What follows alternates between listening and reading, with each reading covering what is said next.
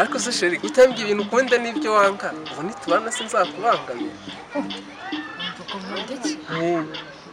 shanze ibintu byose ndabikunda ntabwo ngemera umuranye ntabwo nyine wundi nta kibazo ibintu byose ariko ikintu ntajya nanga igisheke mwana we yesu we uravuga ukuri se urya cyane rwose koko urya igisheke sinkubeshye ariko izi sukari ibamo eshereza kaba agasukari kaba karimo nawe yereka nawe wakirya guciritse burya kugira ngo nkubure nakivaho none se nkubeshye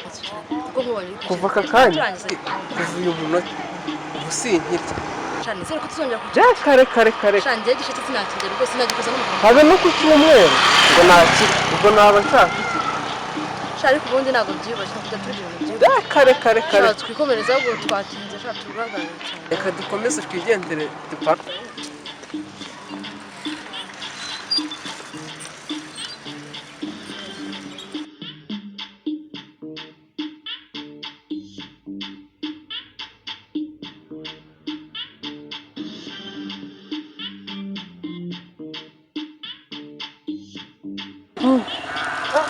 hero wanjye nabwiye ko ntarya igisheke Hoshi genda nakwiye cyane uzi ko azakwereka ariko mfasha agufasha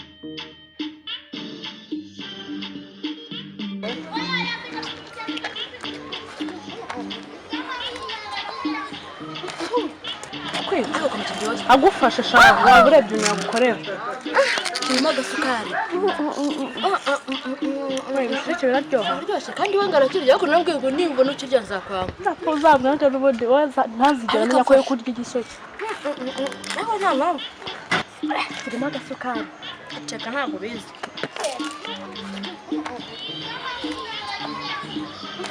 What? Jesus is Lord.